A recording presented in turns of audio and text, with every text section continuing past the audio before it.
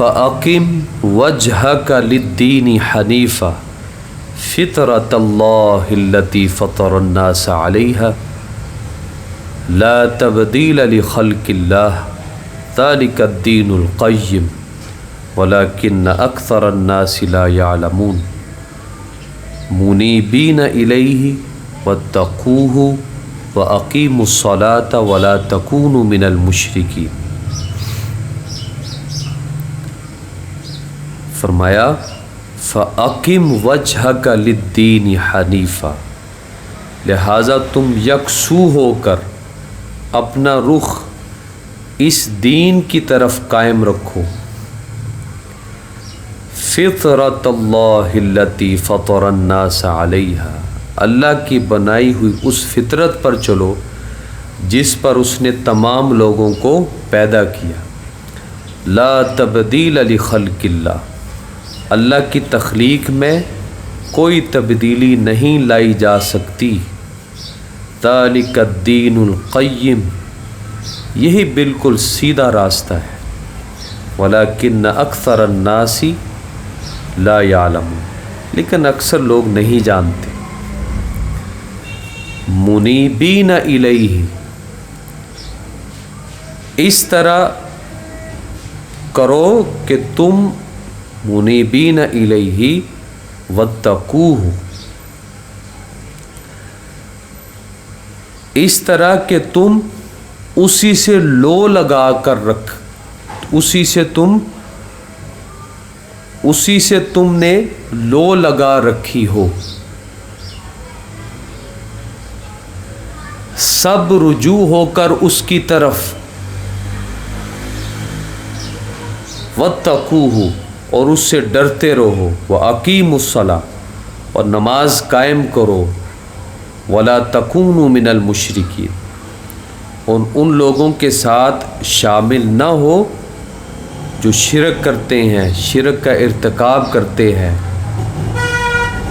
اور مت ہو شرک کرنے والوں۔ یہاں کیا فرمایا؟ یہ فرمایا کہ بَلِ اتَّبَعَ الَّذِينَ ظَلَمُوا أَهْوَاءَهُمْ بِغَيْرِ عِلْمٍ، یہ بات چل رہی تھی تو فرمایا فَأَقِمْ وَجْهَكَ لِلدِّينِ حَنِيفًا۔ مطلب یہ ہے کہ جو گمراہی سے نکلنا نہیں چاہتا، شرک و کفر کی دلدل میں پڑا ہوا ہے، اس کو پڑا رہنے دے، اس کا پڑا رہنے دو۔ اور تم کیا کرو؟ تم ہر طرف سے منہ موڑ کر ایک خدا کے ہو رہو، ساری دنیا کو چھوڑ کے صرف ایک خدا کے بن جاؤ، اور اس کے سچے دین کو پوری توجہ اور پوری یکجہتی کے ساتھ تھامے رکھو۔ یہ مطلب ہے اس کا۔ فَأَقِمْ وَجْهَكَ لِلدِّينِ حَنِيفًا، سو تو سیدھا رکھ اپنا منہ دین پر ایک طرف کا ہو کر۔ فطرۃ اللہ التی فطر الناس علیہا، یہاں فطرت کو سمجھیں کہ فطرت کیا ہوتی ہے۔ اس میں مفسرین نے بہت سے اقوال لکھے کہ فطرت کیا ہوتی ہے جس پر اللہ تعالیٰ نے انسان کی تخلیق کی ہے۔ تو بعض حضرات فرماتے ہیں اس سے مراد اسلام ہے، اور بعض فرماتے ہیں کہ فطرت سے مراد استعداد ہے، صلاحیت ہے۔ کیا مطلب؟ اس کا مطلب یہ ہے کہ دیکھیں، اللہ تبارک و تعالیٰ نے جو ہر چیز کو پیدا فرمایا نا، تو ہر مخلوق کو کسی نہ کسی مقصد کے لیے پیدا فرمایا۔ ان کی مختلف طبیعت مزاج بنائے ہیں، اور ہر مخلوق کی فطرت اور جبلت جو ہے اس کے مطابق اللہ نے اس کے اندر ایک خاص مادہ رکھ دیا ہے، تاکہ وہ جو جس کام کے لیے اس کو بنایا گیا ہے وہ اس کام کو پورا کر سکے۔ اعطا کل شیء خلقہ ثم ہدا، اس کا مطلب یہی ہے۔ تو یہ جو ہدایت ہے نا ثم ہدا، اس سے مراد یہی مادہ اور استعداد ہے۔ اللہ تعالیٰ نے شہد کی مکھی کو بنایا نا، تو اس کے اندر یہ مادہ رکھ دیا کہ وہ درختوں، پھولوں، پتوں ان کو پہچانتی ہے، لمبے لمبے سفر کرتی ہے، اس میں سے رس نکالتی ہے، اپنے چھتے میں لے آتی ہے، اس کو وہاں جمع کرتی ہے۔ اسی طرح اللہ تبارک و تعالیٰ نے انسان کی فطرت میں ایک استعداد اور مادہ رکھا ہے۔ وہ کیا مادہ ہے؟ کہ وہ اپنے خالق کو، اپنے پیدا کرنے والے کو پہچانے اور اس کی اطاعت کرے، اپنے خالق کو پہچانے اور اس کی اطاعت کرے۔ اللہ تعالیٰ نے ہر انسان کے اندر ایک خاصیت رکھی ہے، استعداد رکھی ہے کہ وہ اپنے خالق کو پہچان لیتا ہے اور اس کو مان لیتا ہے، اس کی مان کے چلنے پہ تیار ہو جاتا ہے۔ یہ اللہ تبارک و تعالیٰ نے ہر انسان کے اندر یہ فطرت، یہ مادہ، یہ استعداد، یہ صلاحیت رکھی ہے۔ تو اسی کا نتیجہ اسلام ہے نا، اسی کو آپ اسلام ہی کہیں گے، اسی کا نام اسلام ہی ہے۔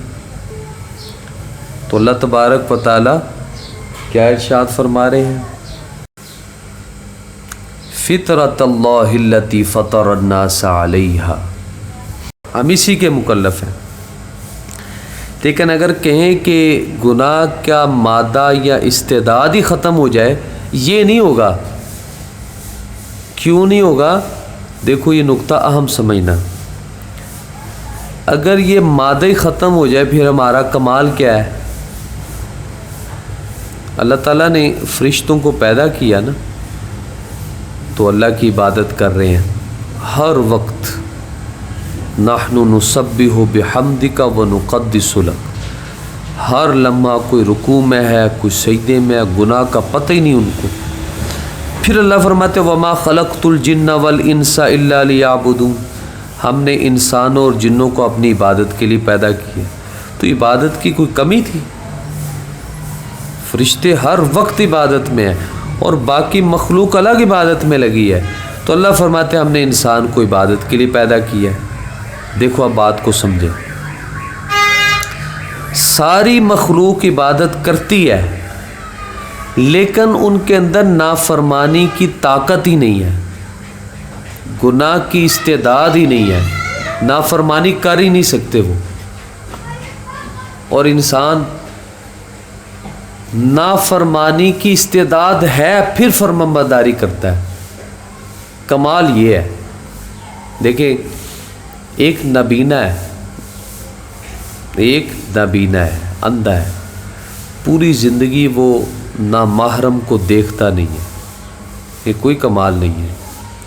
اور ایک جس کو اللہ نے آنکھیں دی ہیں اور وہ نامحرم کو دیکھنے کے وقت اللہ کے ڈر سے آنکھوں کو جھکا لے، تو کمال تو یہ ہے۔ اس کے اندر تو دیکھنے کی طاقت ہی نہیں ہے اس لیے وہ نہیں دیکھ رہا، اس کے اندر طاقت تھی پھر نہیں دیکھ رہا، کمال تو یہ ہے۔ تو ساری مخلوق فرشتوں سمیت اللہ کی عبادت کرتی ہے لیکن وہ نافرمانی کر ہی نہیں سکتے، ان کے اندر طاقت ہی نہیں ہے۔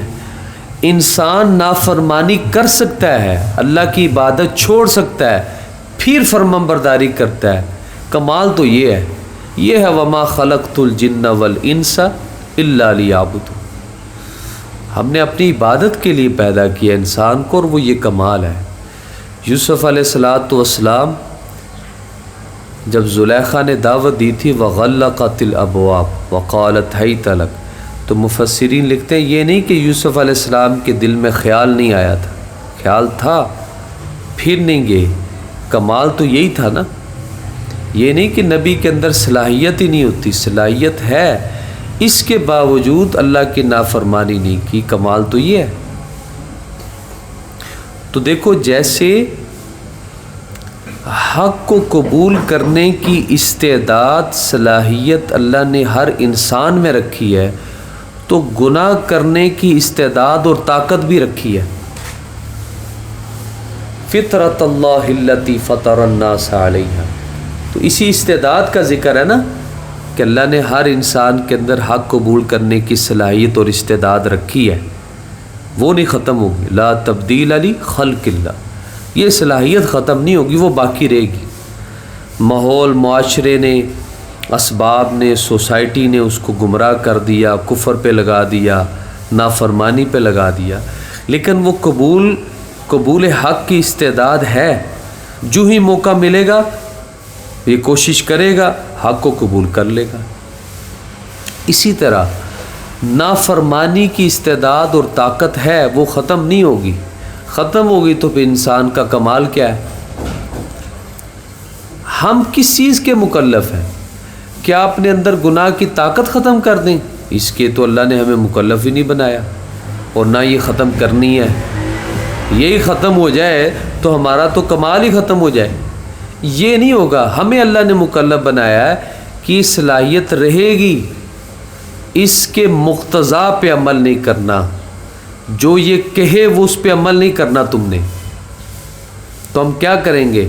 اپنے نفس کے تقاضوں کو دبائیں گے، بچائیں گے۔ موقع بنا فوراً نفس تقاضا کر سکتا ہے، بھاگ گئے، بچا لیا، کھڑے ہو گئے، ڈٹ کے گناہ پہ نہیں گئے۔ یہ مقابلہ ہو رہا ہے، ہر وقت ہو رہا ہے، اور مقابلہ ہی کرنے کا ہمیں حکم دیا گیا ہے۔ اس لیے ایسے مواقع سے بچنے کا حکم دے دیا گیا جس میں انسان کے گناہ میں مبتلا ہونے کا امکان زیادہ ہے۔ تو مولانا روم رحمۃ اللہ علیہ اس کی مثال دیتے تھے کہ انسان مجاہدے کوشش کر کے نفس کو دبا لیتا ہے، سلا لیتا ہے، مار نہیں سکتا، ختم نہیں کر سکتا۔ ایک آدمی لکڑیاں لینے کے لیے جنگل میں گیا، تو وہاں سے لکڑیاں اٹھائی، سردی کا موسم تھا، تو لکڑیوں کے ساتھ سانپ بھی آ گیا۔ اب یہ سردیوں میں سو جاتے ہیں، ایسے لگتا ہے جیسے مرے ہوئے ہیں، گرمیوں میں اٹھ جاتے ہیں۔ جب اس نے کمرے میں لا کے لکڑیاں پھینکی تو سانپ بھی تھا ادھر۔ اس نے دیکھا، اس نے کہا یہ تو مرا ہوا ہے، خیر میرا اس سے کیا خطرہ ہے۔ نہ اس نے اس کو باہر پھینکا، تو چاہیے کیا تھا باہر پھینک دیتا، لیکن اس نے کہا یہ تو مرا ہوا ہے، اس نے کیا کرنا ہے، کیا ڈھنسے گا۔ لیکن سردیوں میں کمروں میں حرارت ہوتی ہے نا، گرم کمرے ہوتے ہیں۔ یہ آدمی رات کو آرام سے کمرے میں سو گیا، جب کمرے کی گرمی اس سانپ کو پہنچی تو حرارت ملی، تو آہستہ آہستہ وہ حرکت میں آیا اور وہ جاگ گیا، اٹھ گیا۔ حرارت ملی، موقع ملا، وہ جاگ گیا۔ اب اس نے جا کے اس آدمی کو ڈس لیا۔ تو مولانا روم رحمۃ اللہ علیہ فرماتے ہیں کہ ہم محنت اور مشقت کر کے اپنے نفس کو دبا لیتے ہیں، سلا لیتے ہیں اس سانپ کی طرح، لیکن مار نہیں سکتے، وہ زندہ ہے۔ جو ہی ہم اس کو غلط ماحول دیں گے، موقع دیں گے، اس نے فوراً گناہ کروا دینا ہے۔ تو حل کیا ہے؟ اس کو موقع ہی نہ دو، اس کو وہ ماحول ہی نہ دو کہ یہ گناہ کر سکے۔ تو جیسے اللہ تبارک و تعالیٰ نے ہمارے اندر، ہماری فطرت میں حق کو قبول کرنے کی صلاحیت رکھی ہے، بالکل اسی طرح ہمارے اندر گناہ کرنے کی قوت بھی ہے۔ ہم گناہ کر سکتے ہیں، نفس بھی ہے، شیطان بھی پیچھے لگا ہے، لیکن یہ صلاحیت ختم نہیں ہوگی گناہ کی۔ ہاں، ہم اس کو دبائیں گے، اس کے تقاضے پہ عمل نہیں کریں گے، اور یہی ہمارا کمال ہے۔ اسی پر ہمیں جنت ملے گی، اسی پہ دوزخ میں جانا پڑے گا۔ باقی مخلوقات کے لیے جنت دوزخ کیوں نہیں ہے؟ ان کو کیوں دوزخ اور جنت ملے جب ان کے پاس گناہ کا تقاضا ہی نہیں ہے؟ تقاضا تو انسان کے پاس ہے، جنات کے پاس ہے۔ من الذین فرقوا دینہم وکانوا شیعا، کل حزب بما لدیہم فرحون، جنہوں نے پھوٹ ڈالی اپنے دین میں اور ہو گئے ان میں بہت فرقے، جنہوں نے اپنے دین کو ٹکڑے ٹکڑے کر دیا اور مختلف فرقوں میں بٹ گئے۔ جن لوگوں نے اپنے کو ٹکڑے ٹکڑے کر لیا اور بہت گروہ ہو گئے، کل حزب بما لدیہم فرحون، ہر فرقہ جو اس کے پاس ہے اس پر فریفتہ ہے، ہر گروہ اپنے اس طریقہ پر نازاں ہے جو ان کے پاس ہے، ہر گروہ اپنے طریقے پر مگن ہے۔ کیا مطلب اس آیت کا؟ دیکھیں، جو بھی دین فطرت کے اصول سے ہٹتا ہے، جو بھی دین فطرت کے اصول سے الگ ہو، علیحدہ ہو، وہ دین میں پھوٹ ڈالے گا، ٹکڑے ٹکڑے ہو جائے گا، بہت فرقے بن جائیں گے، کیونکہ جو دین فطرت کے اصول ہے وہ حق ہے، اس کے علاوہ باطل ہی باطل ہے، اور باطل وہ ایک نہیں ہوگا پھر، کہ ہر آدمی کی سوچ نظریہ الگ ہے، عقل کی سمت الگ ہے، تو جو حق کو چھوڑ دے، فطرت کے اصولوں کو چھوڑ دے، وہ اپنے بنے بنائے ہوئے کچھ اصول گھڑ لے گا اور ایک نیا فرقہ بن جائے گا، اس کو ماننے والے اس کے پیچھے لگ جائیں گے۔ کوئی دوسرا اٹھے گا تو اپنے نظریات گھڑ لے گا، حق کو جو چھوڑ دیا تو لوگ اس کے پیچھے بھی لگ جائیں گے۔ تو تھوڑے دنوں میں ہر ایک نیا فرقہ بنتا جائے گا، اور پھر عجیب بات یہ ہے کہ جو ہر فرقہ ہوگا وہ اپنے نظریات، اپنے اصولوں اور عقائد پر، چاہے وہ کتنے فضول ہی ہوں، اس پہ بڑا وہ فریفتہ ہوگا، بڑا فخر کرتا ہوگا، اور اس میں غلطی کا امکان سمجھے گا ہی نہیں، تصور ہی نہیں کرے گا کہ اس کے اندر غلطی کا امکان ہے۔ تو اللہ فرماتے ہیں من الذین فرقوا دینہم وکانوا شیعا، جن لوگوں نے، وہ جنہوں نے اپنے دین کو ٹکڑے ٹکڑے کر لیا اور مختلف فرقوں میں بٹ گئے، کل حزب بما لدیہم فرحون، ہر گروہ اپنے اس طریقہ پر نازاں ہے جو ان کے پاس ہے، ہر گروہ اپنے طریقے پر مگن ہے، اس میں غلطی کا امکان ہی نہیں سمجھ رہے۔ یہ مطلب ہے آیت کا۔ حق ہمیشہ یاد رکھیں ایک ہوتا ہے، باطل مختلف ہوتے ہیں، حق ایک ہوگا، باطل مختلف ہوں گے۔ خط مستقیم ایک ہوتا ہے نا، اور خط منحنی بہت سارے خطوط ہوتے ہیں، سیدھا خط ایک ہی ہوتا ہے نا، باقی سارے ٹیڑھے خط ہوں گے، دو نقطوں کے درمیان خط مستقیم ایک ہی ہوگا۔ اس کے علاوہ جو خط منحنی ہے وہ بہت سارے خطوط ہوں گے۔ اسی طرح صراط مستقیم حق وہ ایک ہوگا، گمراہیاں بہت زیادہ ہوں گی۔ یخرجہم من الظلمات الی النور، وہ نکالتا ہے ان کو اندھیروں سے روشنی کی طرف۔ تو یہاں دیکھیں ظلمات جمع لائے ہیں، نور واحد لائے ہیں، کیونکہ نور حق ہے، ظلمات گمراہیاں ہیں، گمراہیاں متعدد ہوتی ہیں اس لیے جمع لائے۔ نور حق ہے، حق ایک ہوتا ہے تو واحد لائے۔ تو جو دین فطرت ہے، دین فطرت کے اصول ہیں وہ تو ایک ہیں۔ اب جو اس دین فطرت کو چھوڑ دے گا، دین فطرت کے اصولوں سے الگ ہو جائے گا، تو وہ اپنی سوچ، دماغ، عقل، خواہشات کی بنیاد پر نظریات بنائے گا، اصول بنائے گا، عقیدے بنائے گا، لوگ اس کے ساتھ جڑیں گے، ایک فرقہ بن جائے گا۔ کوئی اور اٹھے گا وہ بھی ایسا کرے گا تو نیا فرقہ بن جائے گا، تیسرا اٹھے گا وہ ایسا کرے گا تو نیا فرقہ بن جائے گا، لیکن حق ایک ہی رہے گا۔ یہ مطلب ہے آیت کا۔ من الذین فرقوا دینہم، جنہوں نے اپنے دین کو ٹکڑے ٹکڑے کر دیا، مختلف فرقوں میں بٹ گئے۔ کیوں بٹے؟ کیوں فرقے بنے؟ جو دین فطرت کے اصول تھے ان سے الگ ہو گئے نا۔ وَقَانُوا شِيَعًا، اور ہو گئے بہت سے فرقے، تو فرقے تو بننے تھے۔ پھر آگے فرمایا کُلُّ حِزْبٍ بِمَا لَدَيْهِمْ فَرِحُونَ، ہر گروہ اپنے طریقے پر مگن ہے۔ جو اس نے طریقہ بنا لیا دین فطرت کے اصولوں کو چھوڑ کر، اس کو حق سمجھ رہا ہے، اسی میں مگن ہے، اس کے اندر غلطی کا امکان سمجھ ہی نہیں رہا۔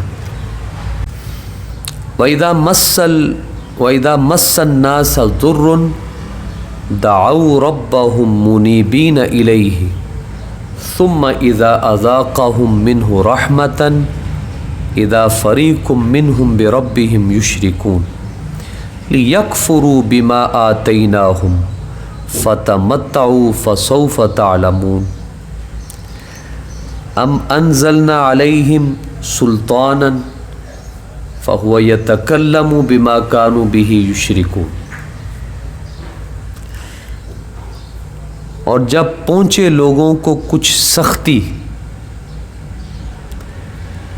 تو پکاریں اپنے رب کو اس کی طرف رجوع ہو کر۔ جب لوگوں کو کوئی تکلیف چھو جاتی ہے تو اپنے پروردگار سے لو لگا کر اس کو ہی پکارتے ہیں۔ وَإِذَا مَسَّ النَّاسَ ضُرٌّ، اور جب چھو جاتی ہے، مسا چھو جاتی ہے، الناس لوگوں کو، ضرٌ کوئی تکلیف، دعو تو کیا ہوتا ہے؟ پکارتے ہیں، ربہم اپنے پروردگار کو، منیبین الیہ اسی کی طرف لو لگا کر، اس کی طرف رجوع ہو کر، ثم اذا اذاقہم منہ رحمتاً، پھر جب چکھائی ان کو اپنی طرف سے کچھ مہربانی، اذا فریق منہم بربہم یشرکون، اسی وقت ایک جماعت ان میں اپنے رب کا شریک لگی بتانے۔ اذا فریق منہم تو یکا یک ان میں سے کچھ لوگ، لیکفروا بما آتیناہم، تاکہ کہ منکر ہو جائے ہمارے دیے ہوئے سے، ناشکری کرے ہمارے دیے ہوئے سے، فتمتعوا سو مزے اڑا لو، فسوف تعلمون اب آگے جان لو گے، فتمتعوا اچھا کچھ مزے اڑا لو، فسوف تعلمون پھر وہ وقت دور نہیں جب تمہیں سب پتہ چل جائے گا۔ دیکھیں جس طرح اچھے کام ہر انسان کی فطرت پہچانتی ہے، اللہ تعالیٰ کی طرف رجوع ہونا بھی ہر ایک کی فطرت جانتی ہے۔ اللہ تبارک و تعالیٰ سے لو لگانا ہر ایک فطرت جانتی ہے۔ یہ پتہ چلتا ہے جب انسان پر خوف اور سختی کا وقت آتا ہے تو یہ بڑے بڑے نافرمان، بڑے بڑے سرکش جب مصیبت میں پھنس جاتے ہیں تو پھر اللہ تعالیٰ کی ذات کو پکارتے ہیں مدد کے لیے۔ تو یہ جتنے جھوٹے سہارے اور بڑے بڑے مددگار اپنی طرف سے بنائے ہوئے تھے وہ سب بھول جاتے ہیں، اللہ کی ذات یاد رہتی ہے۔ تو یہ وہی ہے جس کی طرف فطرت انسانی وہ رہنمائی کرتی ہے۔ لیکن عجیب بات یہ ہے، یہ حالت جو اللہ کی طرف انسان رجوع کر لیتا ہے، جو اس کی فطرت کا تقاضا ہے، زیادہ دیر نہیں رہتا۔ اللہ تعالیٰ نے مہربانی کی، مصیبت ختم ہوئی، تکلیف دور ہو گئی، اب کیا ہوا؟ پھر اللہ کو چھوڑ کے غیر اللہ کے سامنے جھک گئے، غیر اللہ کے بارے میں دعوے شروع کر دیے، فلاں نے یہ مصیبت ٹال دی، فلاں نے یہ تکلیف دور کی تھی، فلاں سے ایسے ہوا تھا، فلاں سے یہ ہوا تھا۔ غیر اللہ کے سامنے بعض جھک جاتے ہیں، بعض سجدے کرتے ہیں کہ تم نے یہ کام کیا۔ تو اللہ فرماتے ہیں ٹھیک ہے، مزے اڑا لو، چند دن ہے، مزے اڑا لے، آگے چل کے پتہ چل جائے گا کہ یہ جو تم ناشکری کر رہے ہو، یہ جو کفر کر رہے ہو، اس کا نتیجہ کیا ہوتا ہے، چند دنوں کے بعد تمہیں پتہ چل جائے گا۔ دیکھیں، اگر انسان اپنی فطرت پہ قائم ہوتا، انسانیت اس میں ہوتی، تو اس کو سمجھنا چاہیے تھا کہ جو ذات سختی اور مصیبت میں میرے کام آئی، جس کو میں نے پکارا، یہ وہی ذات ہے جس کو ہر وقت پکارا جائے، وہی ذات ہے جو اس لائق ہے کہ ہر حالت میں اسی کو پکارا جائے، نہ کہ مصیبت میں پکار لیا، مصیبت دور ہوئی تو پھر غیر اللہ کے سامنے۔ یہ نہیں، یہ ارشاد فرمایا وَإِذَا مَسَّ النَّاسَ ضُرٌّ، اور جب لوگوں کو کوئی تکلیف چھو جاتی ہے، دعوا ربہم، تو کیا کرتے ہیں؟ پکارتے ہیں اپنے رب کو، منیبین الیہ، اس سے لو لگا کر، تو اپنے پروردگار سے لو لگا کر اس کو پکارتے، تو پکارے اپنے رب کو اس کی طرف رجوع ہو کر۔ یہ ترجمہ بھی ٹھیک ہے۔ ثم اذا اذاقہم منہ رحمہ، پھر جہاں چکھائی ان کو اپنی طرف سے کچھ مہربانی، اذا فریق منہم بربہم یشرکون، اسی وقت ایک جماعت ان میں اپنے رب کا شریک لگی بتانے، تو یک ان میں سے کچھ لوگ اپنے رب کے ساتھ شریک ٹھہراتے ہیں۔ اللہ نے مصیبت دور کر دی، اب غیر اللہ کی طرف پھر جھک گئے، شرک پھر شروع کر دیا۔ لیکفروا بما آتیناہم، کہ منکر ہو جائیں ہمارے دیے ہوئے سے، ناشکری کرے ہمارے دیے ہوئے سے، فتمتعوا، سو مزے اڑا لو، اچھا کچھ مزے اڑا لو، فسوف تعلمون، اب آگے جان لوگے، پھر وہ وقت دور نہیں جب تمہیں سب پتہ چل جائے گا۔ ام انزلنا علیہم سلطانا فہو یتکلم بما کانوا بہ یشرکون، کیا ہم نے ان پر اتاری ہے کوئی دلیل، سو وہ بول رہی ہے، وہ بتلاتی ہے جو یہ شریک بتاتے ہیں۔ مطلب یہ ہے کہ انسان کو اللہ تعالیٰ نے جو عقل سلیم دی ہے، جو انسانی فطرت ہے، وہ تو شرک کو بالکل رد کرتی ہے، شرک کا انکار کرتی ہے، وہ اس بات کی گواہی دیتی ہے انسانی فطرت، عقل سلیم، کہ شرک غلط ہے، اللہ کی خدائی میں کوئی شریک نہیں۔ تو فرمایا کیا اس کے خلاف ان کے پاس کوئی حجت اور دلیل ہے؟ وہ حجت اور دلیل بتلاتی ہو کہ اللہ تعالیٰ کی خدائی میں کوئی اور شریک ہے، معاذ اللہ؟ اگر نہیں تو انہیں معبود بننے کا استحقاق، حق کہاں سے ہوا؟ تو فرمایا ام انزلنا علیہم سلطانا فہو یتکلم بما کانوا بہ یشرکون، کیا ہم نے اتاری ہے کوئی سند ان پر، کوئی دلیل ان پر، سو وہ بول رہی ہے، وہ بتلاتی ہے جو یہ شریک بتاتے ہیں۔ وَإِذَا أَذَقْنَا النَّاسَ رَحْمَةً فَرِحُوا بِهَا وَإِن تُصِبْهُمْ سَيِّئَةٌ بِمَا قَدَّمَتْ أَيْدِيهِمْ إِذَا هُمْ يَقْنَطُونَ۔ اور جب چکھائیں ہم لوگوں کو کچھ مہربانی، فَرِحُوا بِهَا، اس پر پھولے نہیں سماتے، اس پر اطراج آتے ہیں۔ اور اگر آپ پڑے ان پر کچھ برائی، اپنے ہاتھوں کے بیجے ہوئے پر، اپنے ہاتھوں کے کرتوت کی وجہ سے، اذا ہم یقنطون، تو آس توڑ بیٹھے، تو مایوس ہونے لگتے ہیں۔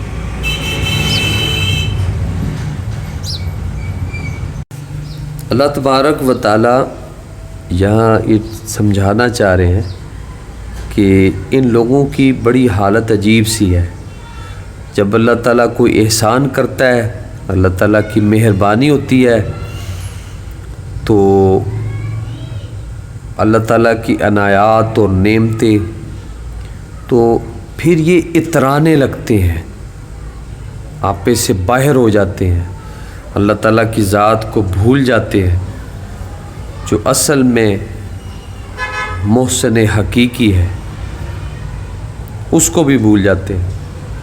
جب کیا ہو، اللہ تعالیٰ کچھ مہربانی کرے، اللہ تعالیٰ نعمت عطا فرمائے، اللہ احسان فرمائے، اور کبھی ایسا ہو کہ انہوں نے کچھ اعمال غلط کیے، نافرمانیاں کی، اب اس کے نتیجے میں اللہ تعالیٰ کی ذات کوئی مصیبت ان پر ڈال دے، کوئی تکلیف آ جائے، پریشانی آ جائے، تو بالکل نا امید ہو کر بیٹھ جاتے ہیں۔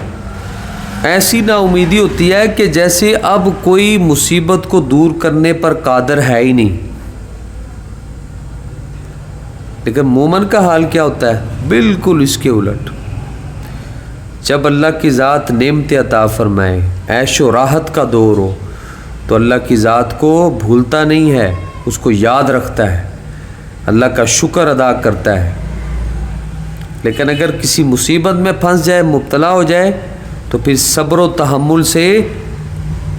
تحمل کے ساتھ اللہ تعالیٰ سے مدد مانگتا ہے۔ اور مومن کے دل میں یاد رکھو یہ بات ہوتی ہے کہ کیسی بھی مصیبت و تکلیف ہو، ظاہراً کیسا بھی لگ رہا ہے کہ یہ مصیبت نہیں ٹلے گی، اسباب کتنے بھی خلاف ہیں، لیکن وہ امید رکھتا ہے اللہ کی ذات اس کو دور کریں گے، اس کے لیے مشکل نہیں ہے۔ تو یہاں پر لوگوں کی عجیب حالت کو بیان کیا گیا ہے، وَإِذَا أَذَقْنَا النَّاسَ رَحْمَةً فَرِحُوا بِهَا، اور جب چکھائیں ہم لوگوں کو کچھ مہربانی، تو اس پر اطراج آتے ہیں، پھولے نہیں سماتے۔ وَإِن تُصِبْهُمْ سَيِّئَةٌ بِمَا قَدَّمَتْ أَيْدِيهِمْ، اور اگر آ پڑے ان پر کچھ برائی اپنے ہاتھوں کے کرتوت کی وجہ سے، اپنے ہاتھوں کے بیجے ہوئے پر، اذا ہم یقنطون، مایوس ہونے لگتے ہیں، تو آس توڑ بیٹھتے ہیں۔ اچھا، یہاں پر نا ایک اشکال ذہن میں آ سکتا ہے۔ ایک آیت پہلے آپ نے پڑھا کہ لوگ سختی کے وقت صرف اللہ کو پکارتے ہیں، اور یہاں پر یہ ہے کہ جب مصیبت پریشانی آتی ہے تو اللہ سے آس توڑ کر بیٹھ جاتے ہیں۔ تو دونوں باتوں میں تضاد معلوم ہو رہا ہے نا۔ تو دیکھو، اس کے حضرات نے بہت سے جوابات دیے۔